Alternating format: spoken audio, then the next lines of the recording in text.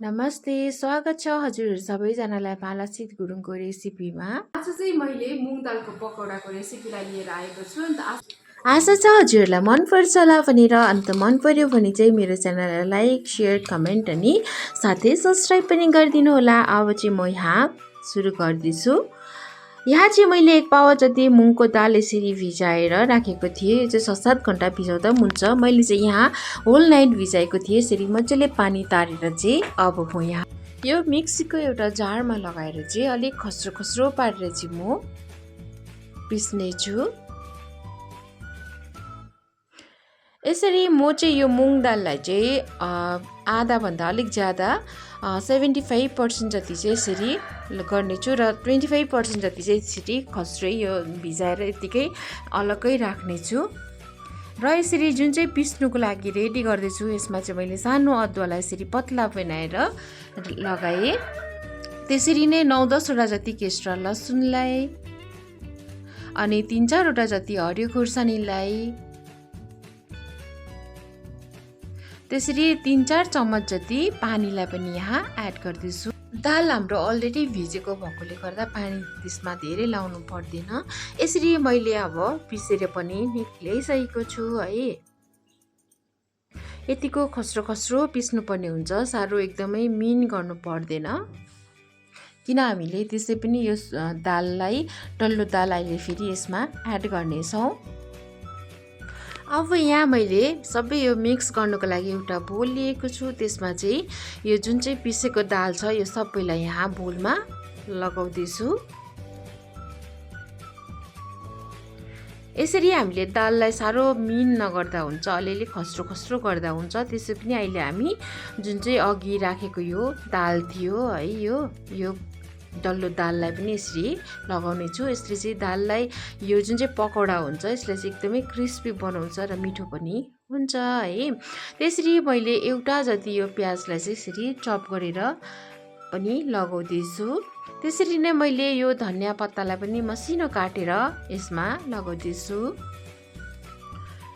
रङ खोर्सानी पनि सानो चम्मचको 1 चम्मच आधा यहाँ म एड गर्दैछु। त्यसरी कम्ती हल्दी पाउडर,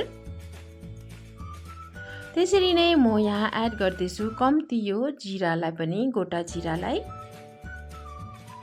त्यसरी नै म यहाँ एड गर्दैछु कम्ती धनिया पाउडरलाई पनि। त्यसरी फेरि म यसमा लगाउँदैछु कम्ती गरम मसलाको पाउडरलाई पनि र टेस्ट अनुसार नुनलाई पनि।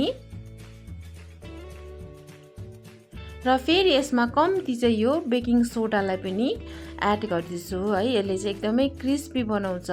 तपाईहरुकोमा छैन भने यसलाई नलगाउँदा पनि हुन्छ है, किनभने यो हामीले डल्लो दाल लगाएको छ त्यसै पनि क्रिस्पी त भइहाल्छ। अब यसलाई सबैलाई चम्मचले एकछिन मिक्स गरेर चाहिँ फेरि हातले राम्रोसँगले मिक्स गर्नेछु। अब चाहिँ यसरी सबै मिक्स भएर पनि सकियो। अब चाहिँ यसरी हातले उठाएर चाहिँ कम्ती यसरी डल्लो डल्लो बनाएर फेरि हल्का अर्को हातमा लाएर हल्का माथिबाट प्रेस गर्नुपर्ने हुन्छ है। यसरी चाहिँ म बिस्तारी बिस्तारी बनाउँदै 4-5 वटा जस्तो बनाउने छु। तपाईहरुले सक्नुहुन्छ भने यसरी कन्टिन्यू सिधै यो बोलबाटै हातले बनाउँदै त्यो तेल जुन चाहिँ तताको हुन्छ त्यसमा पनि एड गर्न सक्नुहुनेछ। यसरी चाहिँ मैले अब यसरी 4-5 वटा जति बनाइसके है। अब चाहिँ यहाँ मैले एउटा प्यानमा तेल तताएको छु है। अब यो तत्तिसकेको तेलमा चाहिँ म बिस्तारै यो पकौडालाई लगाउने छु।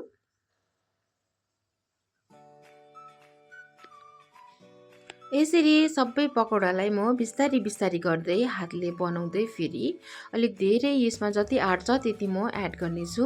यसरी यो फ्राई गर्दा चाहिँ हामीले ग्यासको फ्लेमलाई मिडियम टु हाईमा गर्नुपर्छ। एकैचोटि हाईमा राख्यो भने फेरि सबै डढ्छ है। अन्त त्यसै पनि फेरि हामीले हाईमा गर्दै डल्लो डल्लो दाना छ, त्यही भएर अलिक टाइम लाग्छ पाक्नको लागि। सो त्यही भएर चाहिँ मिडियम टु हाई फ्लेममा गर्नुपर्ने हुन्छ र बिस्तारी यो सबै पकौडालाई चाहिँ यसरी पल्टाउनु पर्ने हुन्छ उल्टा सिधा गर्दै र 5-6 मिनट जस्तो चाहिँ यो फ्राई गर्दा टाइम लाग्नेछ।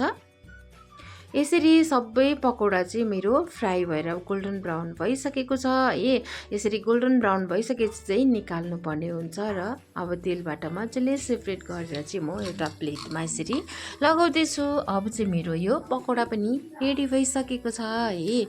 अन्त तपाईँहरूलाई चाहिँ यो मैले बनाएको रेसिपी चाहिँ कस्तो लाग्यो? अनि तपाईँहरूले देखिहाल्नु भयो होला है, मैले चाहिँ अति नै सजिलो टाइपले चाहिँ बनाएर तपाईँहरूको माझमा ल्याएको छु। अनि आशा छ हजुरहरूलाई मनपर्छ होला भनेर। अनि मन पर्यो भने चाहिँ मेरो यो भिडियोलाई चाहिँ लाइक अनि कमेन्ट साथै सेयर र नयाँ हुनुहुन्छ भने सब्सक्राइब गर्न पनि चाहिँ नबिर्सिनुहोस् है। यो चाहिँ एकदमै छिटो अनि मिठो रेसिपी हो है, अति नै हेल्दी पनि हो मुङको दालबाट। यसरी चाहिँ म तपाईँहरूलाई ट्राई पनि गरेर देखाउने छु। यो चाहिँ क्रिस्पी भएको छ।